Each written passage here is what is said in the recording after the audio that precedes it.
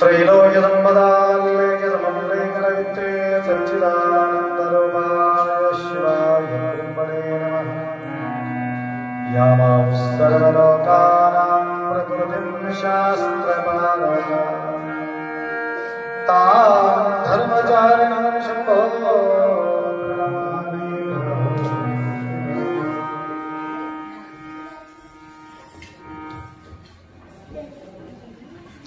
वागर्थ दिवस संपृक्तो वागर्थ प्रतिपत्तये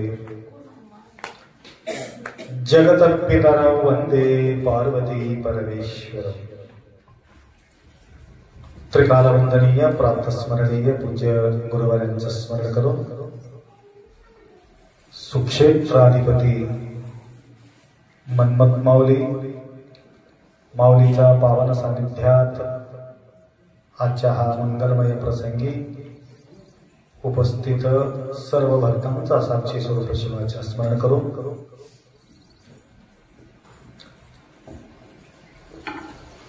श्रावण मासातील असा महान पुण्य पर्वावरती पूजा करण्याचा संधी अनेक भाविक भक्तांना दर दिवस या ठिकाणी प्राप्त होत आहे। फार लांबून लांबून भक्तांचा आगमन या ठिकाणी होतो।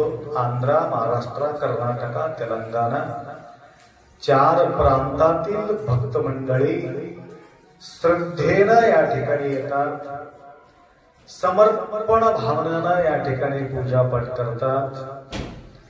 कुठल्या प्रकारच्या कलुषित भावना नसून शुद्ध प्रेमाने शुद्ध अंतःकरणाने पूजा पाठ या ठिकाणी करतात। तेवढंच नसून त्यांच्या आधी व्याधी उपाधी संपूर्ण नष्ट करून घेतात। आधी व्याधी पळती भिवोनी म्हणती काळ आला शिवभक्ताला यमही थर थर। आधी व्याधी पळती भिवोनी आदिलाबादकर लक्षात घ्या। आधी व्याधी उपाधी सगळं पळून जातात। भानामती केगामती मनामती सगळमती या ठिकाणी क्लिअर होतात, परंतु भाव पाहिजे। भाव तिथं देव, भाव असेल तर काही होत नाही। भाव असेल तर सगळ्या गोष्टी समाधानकारक असतात। तुमच्या मालाला भाव आला किती समाधान होते। तुमच्या मालाला भाव पाहिजे, देवाला भाव पाहिजे ना। देवाला सुद्धा भाव पाहिजे। किती भाव पाहिजे? सोयाबीनला किती भाव पाहिजे? केव्हा सोडणार आहे? किती पाहिजे सांगा? 6,000 7,000 अजून ठेवतो, अजून ठेवतो, अजून ठेवतो, अजून ठेवतो, अजून ठेवतो। देवाला किती पाहिजे? तुम्हाला ज्या प्रकारे भाव वाढून तुम्हाला लागते ना, त्या प्रकारे देवाला सुद्धा भाव असा पाहिजे, भरून भरून भाव पाहिजे। किती गगने आनंदाना मावे, गगना एवढा भाव पाहिजे, छोटा नाही। असा विशाल भाव, त्याला विशाल म्हटलेले आहे। विशाल म्हणजे विस्तार भाव। अशा प्रकारचे शुद्ध भाव आपण या ठिकाणी बाळगून पूजा पाठ केलं तर आम्हा त्यालाच तुला नेमिको मराठी वाजता दिले ना आदिलाबाद अम्मा भानामध्ये आईंदी नेमिको आईंदे ना आम्म आईंदी వరల్టీ లివినా ఇద్దరికి అవుతున్నది। ఇప్పుడు పోయిందేనే ఏం లేదంటున్నది అమ్మ, ఏం లేదు। అందుకోసమే తెలుగులో మాట్లాడుతున్నారు। తెలుగు తెలకొచ్చింది అమ్మ, తెలుస్తున్నదే లేదా? రెండే మాట, ఎక్కువ నాకు రాదు, కొంచెం కొంచెం తెలుగు మాట్లాడితే ఖుషి అయిపోతాడు భక్తుడు. తెలంగాణ నుంచి వచ్చిన భక్తులకు తెలుగులో మాట్లాడితే ఏమైతుంది? ప్రసన్నంగా అయిపోతుంది, ఖుషి. तर అంత పోతుంది, ఏముండదు ఇక్కడ వచ్చినాక. म्हणून मराठीमध्ये त्या प्रकारे सांगितलं. आधी व्याधी उपाधी भानवती गेगामती काय या ठिकाणी राहत नाही, परंतु प्रसन्न चित्तानं प्रभूचा आनंदपूर्वक त्यांच्या पूजा पाठ करायला पाहिजे.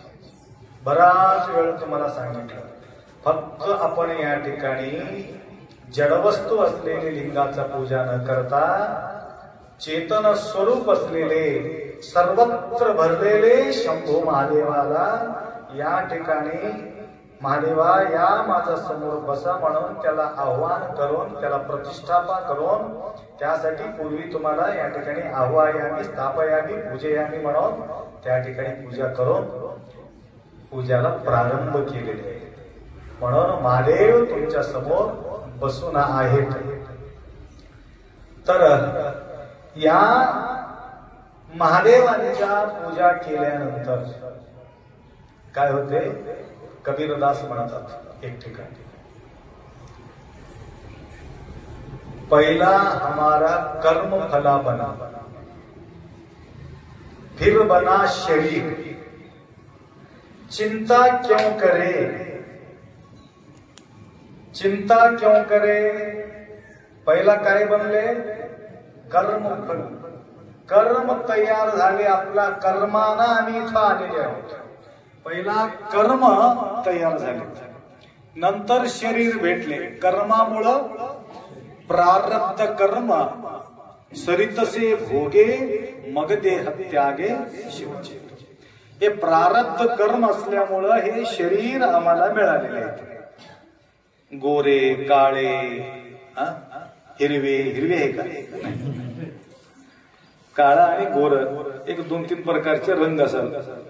मध्यम उत्तम असा रंग. हे कशाला मिळाले? कर्मानुसार मिळाले. शरीर बी कर्मानुसार मिळालेले आहेत. श्रीमंताच्या पोटी कर्मानुसार मिळालेले आहेत, गरीबाच्या पोटी कर्मानुसार मिळालेले आहेत, आंधळ कर्मानुसार मिळालेले आहेत, खुळे कर्मानुसार मिळालेले आहेत, रोगी कर्मानुसार मिळाले आहेत. हे कशामुळं? कर्म वाईट असल्या कारणानं हे दुःखाचं शरीर मिळते. सत्कर्म असेल तर सुखाचा शरीर मिळते. उग रडायचंच राहते, काही काही व्यक्तीला उग रडायचंच राहते. कर्म तेरी अच्छा रहे तो किस्मत तेरी दासी है. कर्म चांगलं असलं तर किस्मत चांगलं असते. म्हणून पहिला बना कर्म, बाद में बना शरीर, चिंता क्यों करे, प्रभू का स्मरण करे. म्हणून कुठल्या प्रकारचा आम्ही गरीब असो, श्रीमंत असो, लहान असो, थोर असो, कोणी असो, राजा असो, रंक असो, सगळ्यांना या ठिकाणी प्रेमपूर्वक पूजा करायचं आहे.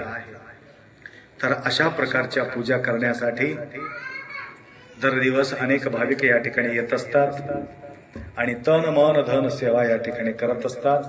काल रात्री तुम्ही ऐकलात, गुरुध्यायी गुरुध्यायी सार नाही. म्हणून गुरुमाऊलीचं गुणगान या ठिकाणी केले.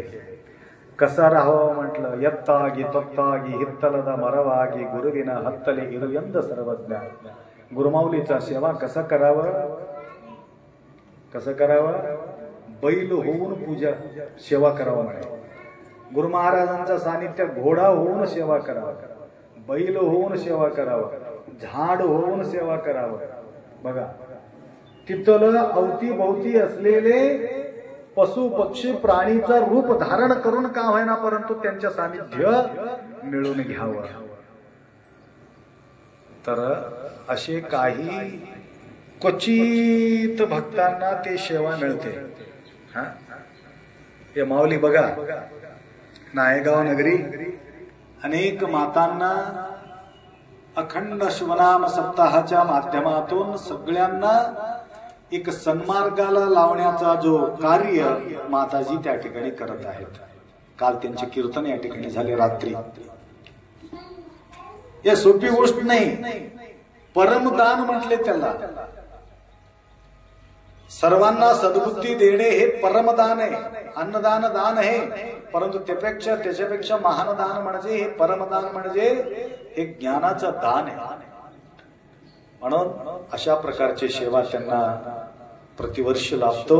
यावर्षी नसल्यामुळं बरेचशा माऊलीच्या डोळ्यात अश्रू येत होते. मी बोलत असताना माय तुम्ही नाही, साहेब नाही म्हणून अश्रू काढत होते. म्हणजे ज्यावेळी या ठिकाणी ज्यांच्यासाठी आपल्या डोळ्यात अश्रू गळते म्हटलं तर जिवंत असताना ते विचार करू नका. या ठिकाणी इल्ली सल्लवरो अल्ली सल्लवरय्या, इल्ली सल्लदवरो अल्ली सल्लरय्या, हे मोठा कार्य आहे. त्या प्रकारे आपले गंदीगुडे माताजी सुद्धा निरंतर गुरुमाऊलीच्या सेवेत असलेले माताजी आहे. तर निरंतर रुद्रपूजा पाठ नेम नित्य ते करत राहतात. आणि त्यांचेही सुद्धा काल दोघांचे आगमन या ठिकाणी झाल्यामुळं आज आनंदपूर्वक या ठिकाणी कीर्तन बी झालेले आहेत, माऊलीच्या सानिध्यात पूजा बी झालेले आहेत. व तसेच आपले मन्मथप्पा काय म्हणतात आडनाव, प्रयागराज मन्मथप्पाजी एका मोठा सेवा या ठिकाणी त्यांनी केलेले आहेत. वरी जे षड तुम्ही बघता की नाही, त्यांच्या परीक्षा आम्ही घेतलो. हे षड करताना त्यांच्या परीक्षा घेतली आम्ही. कशामुळे माहितीये का, आप्पाचा समाधी बी त्या ठिकाणी बांधायचं होतं अहमदपूरला, या ठिकाणी षड बी करायचं होतं. दिवसभर किंवा रात्रभर तिकडी किंवा दिवसभर इकडी, या प्रकारचे भागमभागी त्यांना या ठिकाणी झालेले आहेत. तर तेवढं निष्ठापूर्वक एवढा मोठा, किती मोठं खांब आहे तो तुम्ही बघा वर जाऊन. इथं यायलाच एवढा परेशानी, आपा वर कुठं जावं असं आवड. काही लोकांना अवघड होते. रेणापूरच्या माताजी सारख्या लोकांना फार अवघड होते वर जायला. माय पुढल्या वर्षी जमलं तर लिफ्ट करूच, आलं का. ते मन्मथ स्वामीच्या डोंगरावरून खाली आणि खालून वर जायला पाळणा करणं आहेत. झुला त्याला काय म्हणतात, रोपवे करणार आहेत. 100 कोटी काहीतरी आलेले आहे म्हणे. तर रोपवे कवे होते बघत होता, त्याच्यात बसून दिशी वर जायचं, वर जायचं खाली यायचं, वर जायचं खाली यायचं, तेच काम करत राहायचं. तेवढा सोपं होऊन जाते मन्मथ स्वामीला. चढत जाणे कोण, चढत येणे कोण. कारण इथं जागा अपुरा असल्या कारणानं पार्किंग वगैरे वरीच करणार आहे. तर रोपवेची व्यवस्था त्या ठिकाणी होतील. तर तिथं रोपवे होतील, इथं लिफ्ट होतील.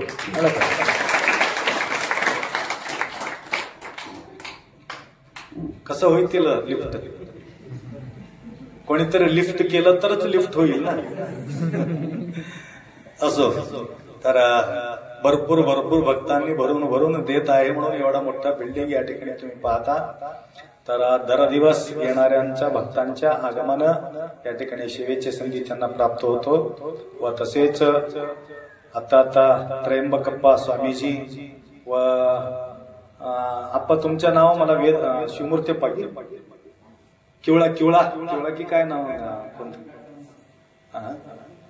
लास्ट चष्मा आप्पा सांगा, नाव सांगा. तर तुम्हाला सुद्धा माहिती द्यावं लागतं, राहू दे बसा. तर त्या आप्पांचे प्रतिवर्ष स्वामी परिवाराकडून या ठिकाणी कार्तिक पौर्णिमेला प्रसादाचा व्यवस्था होतो. त्यांनी म्हणत होते आम्ही शिवरात्री करतो, आपण शिवरात्री करतो, कसं करावं, काहीतरी कार्य करावं लागते. मी मला शिवरात्री करू लागला ना, त्यावेळेला थोडस पैसे जमा करा. नंतर कार्तिक पौर्णिमेला येणाऱ्या भक्तांना या ठिकाणी ऐकू येऊ लागले का तुम्हाला, कार्तिक पौर्णिमेला येणाऱ्या भक्तांना प्रसादाचा व्यवस्था या ठिकाणी होतील म्हणून आम्ही सांगितलं. तेव्हापासून त्यांनी सेवेमध्ये तत्पर आहे. आता त्यांचे आगमन झाले. व तसेच त्र्यंबकप्पा स्वामीजी, भोकर पटवेकर स्वामी, तर परवा कळस स्थापनाच्या वेळेला मोठा योगदान त्यांचे आम्हाला लाभलेले आहे। तर केदारेश्वर जगद्गुरूंना तमलोर पर्यंत आणण्याचा जो कोशिश 2 वेळ ते केदारला गेले, तिथून महाराजांना घेऊन आणण्याचा जो प्रयास महाराजांनी केले, म्हणून केदार जगद्गुरूंना आम्हाला त्या ठिकाणी पाहण्याचा योग आला आणि त्यांच्या हातातून कळस स्थापना त्या ठिकाणी झालेली आहे। तर कोणाकडून काय सेवा घडतो काय सांगता येत नाही। मला त्यांनी एरोप्लेन मध्ये बसून बद्री, केदार आणि अमरनाथ तिकडे सगळ्याकडे घेऊन हिंडलेत मला। तिकडं कुठं एरोप्लेन मध्ये घेऊन हिंडलेले त्र्यंबक पटवेकर स्वामीजी। तर अजून मला या म्हणून म्हणत होते, म्हटलं वेळ मिळत नाही आता तुम्ही जाऊन या म्हटलं, तर 2-3 त्यांनी जाऊन आलेले आहेत। वर्षाला 2 वर्षाला त्यांनी अमरनाथला जात असतात, तर त्यांचे सुद्धा आगमन या ठिकाणी झाले। व तसेच नरसीचे अष्टेजी परिवार, मी कधी कधी म्हणतो अष्टे इष्टे कशाला, भरपूर म्हणून म्हणतो त्यांना। तर त्यांच्या बद्दल बोलायचं असलं तर भरपूर आहे, तरी सुद्धा त्यांचा परिचय करून घेणं बी जरुरी आहे। त्यांनी एक शेत घेतले होते, 9 एकर शेत, नरसी आणि देगलूरच्या रोडावरती ते शेत आहे। तर पहिला पिकलेले पिकाचा जो पैसा आप्पा आम्ही काहीतरी खर्च करतो, काहीतरी तुम्ही उपाय सांगा म्हटलं। त्यावेळी मी म्हटलं पहिला आलेले पैसा मला न देता तुम्ही काय करा माय, तुमचा त्या शेतामध्येच तुम्हाला परमरस्य पारायण करा म्हणून त्यांना मी म्हटलो। 7 दिवसाचा की किंवा 5 दिवसाचा कार्यक्रम, 5 दिवसाचा कार्यक्रम त्या ठिकाणी दिगंबर पटेल उपस्थित होते। संपूर्ण टोटल खर्च तर केलेत, अजून डबल खर्च त्याला त्यांनी करून दाखविलेले आहे। आणि बराच दिवसापासून ज्यावेळी त्यांच्या मला बोलवायचं असलं तरी सुद्धा ते भीत होते। आप्पाला बोलवल्यानंतर दक्षिणा देव किती देव की काय, की आपल्या ऐपत नाही, महाराजांना कसं बोलव की काय म्हणून, तरी सुद्धा भिवून मला पूर्वीपासून आपण तिकडे लक्षच देत नाही, तरी सुद्धा भक्तांना वाटते की काय किती द्यावं लागते की काय। तर त्या अवस्थेमध्ये आपल्या सहवासात किंवा आपल्या अनुग्रहात त्यांनी आलेत। तदनंतर आता हजारो नाही, लाखो नाही, करोडो मध्ये व्यवहार ते साई त्या ठिकाणी करू लागले। त्यासाठी जोरदार त्यांना पाठिंबा। शेतामध्येच त्यांनी रू हाऊस बांधलेले आहे। तेवढंच नाही तर आमच्या नावाने त्या दिवशी तर मी 5 दिवस तिथं मुक्काम होतो, तर त्यावेळेला त्यांनी संकल्प केला, अप्पा एक मी तुम्हाला गाय दान करा म्हणतो। माय दान घेऊन 80 गाय झाले, त्याला सांभाळणं म्हणजे भयानक परेशानी होऊन चालले। 4 नोकरदार आहे, तर एक छटाक दूध मी घेत नाही आणि एक थेंब तूप सुद्धा खात नाही। मी म्हणलं गायचं व्यवस्था आणि तुपाचं व्यवस्था, दुधाचा व्यवस्था, दह्याचा व्यवस्था, हे सगळं तुम्ही करतो म्हटलं तर गाय घ्या म्हटलं, व्यवस्था तुम्हीच करा। तर आता आले त्यांनी बोलले, अप्पा गाय तर दिली होती, मी तिथं असताना 1 महिना 1.5 महिना तिथं माझ्याकडे गायी होत होती, गिर गाय, गुजराती गाय। तर इतकं सुंदर वासरू दिले ते, फार सुंदर आहे। त्यावेळी माताजी म्हणाले, हे मी ठेवून घेतो, पैसे किती बी लागले मी ठेवून घेतो म्हणून त्या पोराला म्हटलं त्यांनी। तर मी म्हटलं आमचे तुमचे म्हणायचे काय, तुमच्या जवळच राहणार आहे। तर आता कळालं, तर तिकडी अजून गाय पाठवून दिलो।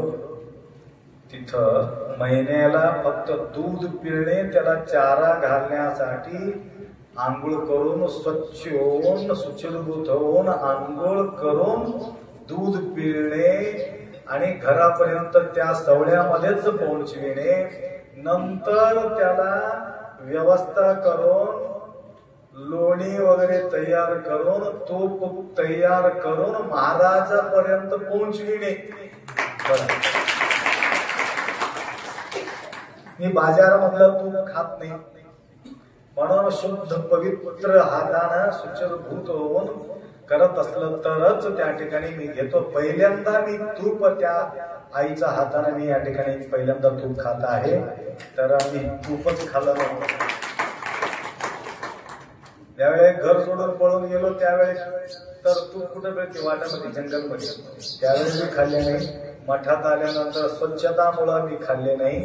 आता सुचिरभूत होऊन त्याने तयार करून देत आहे. तर त्याला 8,000 रुपये पगार आहे महिन्याला. खरेदी घेतलं तर तूप 3,000 मध्ये मिळते त्या गिरगायचं तूप. परंतु 3,000 रुपये तुपासाठी 8,000 रुपयाचा माणसा ठेवून त्या ठिकाणी व्यवस्था करायची वेळ आलेली आहे. असो, त्यांच्या भाव आहे, भक्ती आहे. तर आज त्यांचेही सुद्धा आगमन या ठिकाणी झालेले आहेत. माऊलीचा नितांत सेवेमध्ये तत्पर आहे. आपा सेवेत आल्यापासून मला काही कमी नाही, तुमचा असाच सेवा घडो असं म्हणून त्यांनी त्या ठिकाणी संकल्प करत आहेत.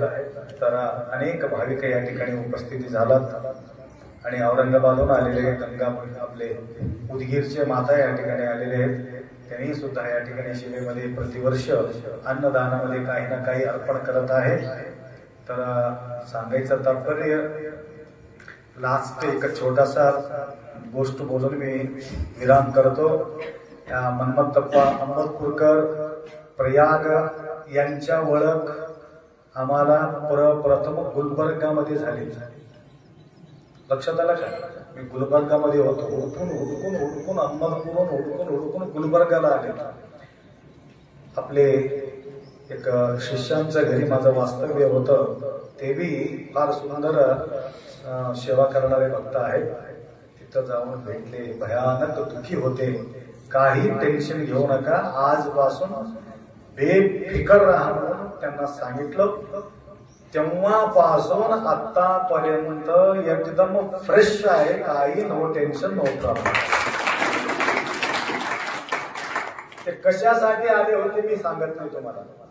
आता नंबर 1 मध्ये तो मुलगा अभ्यास करत आहे. तर दुसरा एक मुलगा होता सिद्धू म्हणणारा. त्या सिद्धू यांना असा वाटत होता सिद्धूचाच सहारा मला मिळतील म्हणून हे माई म्हणायचं. परंतु ते काम उलटा झाले, असं पलटी खाली. सिद्धूचा सहारा न मिळता संगमाचा सहारा यांना मिळाला. जो संगमाला माझ्याकडे घेऊन आले होते, मी म्हटलं हे संगमाला माझ्याकडे ठेव, तुला कमी होत नसेल तर, यांना कमी होत नसलं तर माझ्याकडे ठेवा. त्यावेळी ते काम उलट झाला. संगमच त्या ठिकाणी टिकून राहिला. सिद्धूच घर सोडून निघून गेला. कुठं गेला माहिती का? नळेगावच्या मठाला सिद्धू महाराज होऊन बसले. नळेगावच्या मठावरती फार मोठे त्या मठाला यांच्या मुलगा आणि अहमदपूरचे जे मुलगा आता सोडलेले दोन दोस्त आहे, ते जिगरी दोस्त. ते बोललं असं, मी नळेगावला पळतो, तो इकडे पळ म्हणून सांगितलं. दोघांची त्या ठिकाणी मठाच्या वास्तव्य झाले. तर असो, एक सुंदर समाजाचा सेवा करण्यासाठी त्याग करणं म्हणजे फार कठीण काम आहे. लक्षात आलं का? त्यांना वाटते संसार करावा, 4-5 लेकर पैदा करावा, मस्त मजात राहावा, संसारामध्ये अडकून राहावा, हे आईला गोड वाटते. परंतु बघा, कितीतरी लोकांचा कल्याण आहे, कितीतरी समाजाचा सुधारणा आहे. आपण घर सोडला नसेल तर एक बिल्डिंग होऊन जात होतं का? एवढं तुम्ही इथे येऊन पूजा करत होतं का? हा, एवढं सानिध्य मिळत होतं का? पटवीकर अप्पाचे आमचं भेट होऊन जात होतं का? विचार करायची गोष्ट आहे.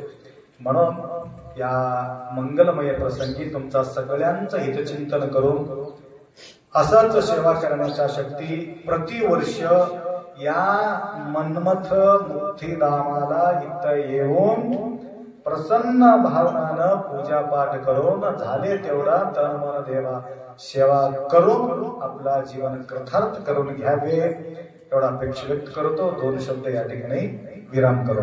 सांबरे नमः पार्वती ओम मंगलम.